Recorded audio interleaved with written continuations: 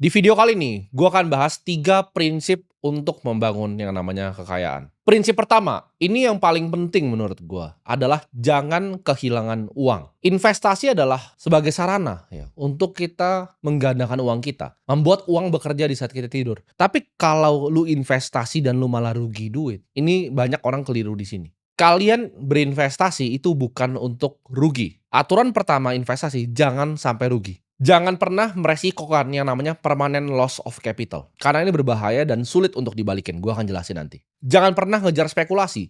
Cuman karena teman bilang, kalian lagi mabok, ada teman cerita, oh ini ada saham A bagus, oh ini ada kripto B bagus, oh ini ada investasi C, ada titip dana di D. Jangan karena tergiur, lu nggak tahu apa yang lu beli, lalu lu mengalami kerugian dalam investasi lu. Jangan pernah tergiur ya dengan cara cepat. Gue kan selalu cerita ya, sebagai manusia itu kalian harus bisa bilang yang namanya enggak ke opportunity, ke orang ngajak ketemu. Investasi pun sama. Gue lebih banyak di hidup gue bilang enggak ke investasi. Misalnya kemarin, ya bahkan pagi ini ada deal yang datang. Teman gue bilang dia banyak opportunity di consumer. Ya nanti gue lihat dulu. Tapi kemungkinan gue akan bilang enggak. Minggu lalu ada deal AI, orangnya itu salah satu jeblosan dari Y Combinator, ibaratnya sekolahnya orang-orang startup terhebat Airbnb, Sam Altman, ChatGPT. Karena itu bukan bagian dari nanti gue jelasin di prinsip selanjutnya, circle of competence gue. Jadi gue banyak tolak deal-deal yang menurut kalian mungkin menarik sebenarnya. Kalian ketika udah punya uang, nanti akan sadar, akan banyak nanti tawaran investasi. Tapi yang paling penting adalah permanent loss of capital, jangan sampai terjadi. Manusia itu di-drive sama yang namanya envy dan keserakahan. Jangan jadi orang serakah, karena kalian mau duitnya berkali-kali lipat, kalian mengambil resiko yang bikin ujung-ujungnya uang kalian rugi.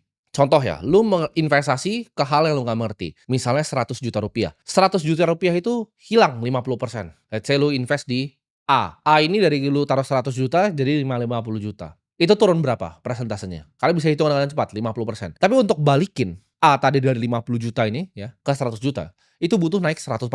Ini matematika yang banyak orang nggak paham. Turun tuh 50%, naik tuh harus 100%.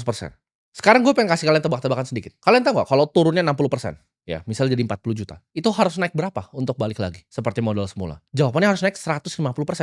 Kita ambil yang lebih ekstrim.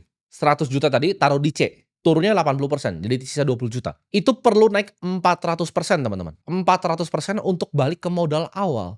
Ini yang bikin banyak orang meledak. Jadi aturan pertama dari investasi, jangan pernah rugi. Ada, gue membuat kesalahan dalam 10 tahun gue berinvestasi, banyak kesalahan yang gue lakukan. Tapi tidak ada kesalahan signifikan yang membuat gue permanent loss of capital. Gue kalau gue gatel, gue mau main sesuatu yang spekulasi, gue udah ada dana spekulasinya. Misalnya 1-2% dari portofolio ini gue pakai untuk memang berspekulasi, berjudi di market. Opportunity yang aneh-aneh gue coba gue ambil. Options derivatif yang unik-unik gue ambil. Tapi itu tidak pernah akan meresikokan permanent loss of capital di portofolio gue. Tidak akan pernah gue resikokan. Nah ini adalah prinsip pertamanya dari Warren Buffett. Never lose money. Prinsip nomor 2, jangan ulangin nomor 1. Nah, untuk kita belajar gimana cara nggak kehilangan uang, ini penting banget nih untuk kita semua ya, teman-teman di sini tahu prinsip nomor 2. Hanya berinvestasi di apa yang lu ngerti. Mental modal paling sederhana dalam investasi itu kita sebutnya circle of competence kalau anak-anak investor. Ketika lu main baseball, itu lu nggak harus selalu nge-swing gitu di semua pukulan yang dilempar, ke every pitch yang dilempar ke lu. Tapi jawabannya, ini ada zona nyaman lu nih. Zona nyaman lu ketika lu dapat di garisnya lu tembak.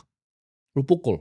Ya. Jangan bohongin diri sendiri, lu ngerti apa yang lu nggak ngerti. Contohnya seperti gue minggu lalu ditawarin, oke ini ada startup AI begini, series B lu mau masuk nggak? Bareng ini, venture capital ada A, ada Andreessen Horowitz segala macam. Jawabannya gue jujur gue nggak mengerti. Ya, gue pengguna AI, tapi kalau gue disuruh bikin language model, gue nggak ngerti. Mulainya dari mana pun gue nggak tahu.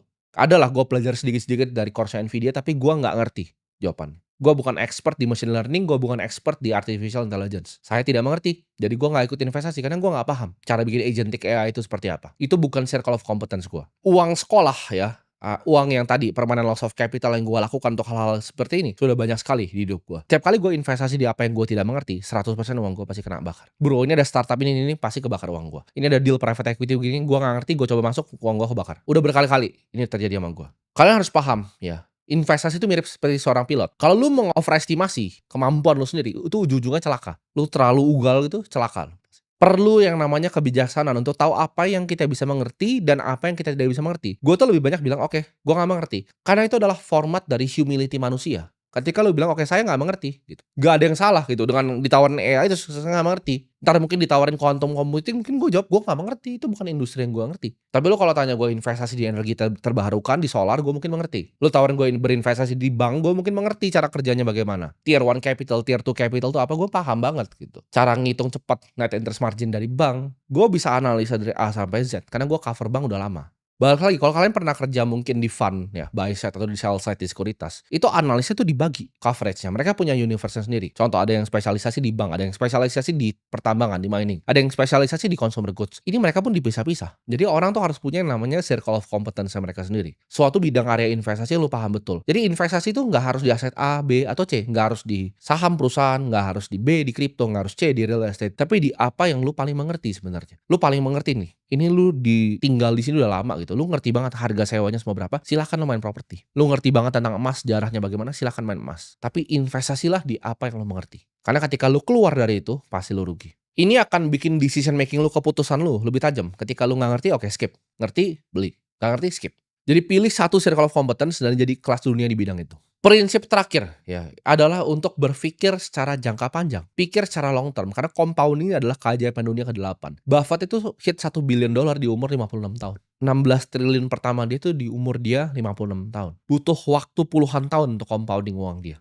Untuk yang memanfaatkan namanya bunga majemuk ini. Dunia itu terlalu banyak isinya orang yang cuma mau lari ya, mau nge-sprint pendek, tapi mereka nggak lihat bahwa investasi adalah game seperti maraton. Siapa yang punya endurance? Siapa yang tahan paling lama? Contoh seperti gue sendiri, kalian semua nggak lihat prosesnya gue. Oh lu jadi investor bagaimana caranya? Itu semua ada prosesnya, gue bukan pengusaha dulu. Sebelum gue punya perusahaan yang benar, gue pedagang dulu. Gue pedagang, jualan sedotan, jualan minyak rambut, dapat uang 2 juta, gue masukin di market. Gue beli waktu itu saham BCA. Gue ngerti banget, gue cover bahkan sampai sekarang gitu. Jadi itu adalah proses gitu. Gue pelajari ini dalam dan udah lama.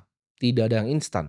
Gue tidak pernah punya mindset untuk nyari uang cepat. Enggak. Mindset gue adalah gimana caranya gue bisa bikin kekayaan yang bertahan, bukan nyari uang cepat. Gue percaya orang yang mengumpulkan hartanya sedikit demi sedikit itu justru bertahan lama. Tapi siapa yang ngambil hartanya besar, pakai cara yang nggak baik, itu akan hilangnya cepat. Jadi ketika gue bikin harta gue pelan-pelan, ya kan, jualan sedotan, jualan minyak rambut, bikin agency, bangun ternak uang, dikit demi dikit gue kumpulin harta gue investasikan semuanya di market, gue pelajari, oh begini ya cara kerja bank, oh seperti ini ya kasa, oh NPL segini, kenapa bisa naik segini, oh ada corporate loan-nya yang gagal bayar, oh struktur loan tuh gimana sih, ada micro. Pelajarin semuanya secara detail. Oh, pertumbuhan digitalnya luar biasa ya. Karyawan tetap segini, tapi nasabahnya 2 kali lipat. Oh, ada ya bank yang bisa seperti itu. Oh, kenapa? Oh, karena memiliki brand yang lebih baik, memiliki pelayanan yang lebih baik. Oh, manajemennya seseorang yang gue bisa lihat gitu.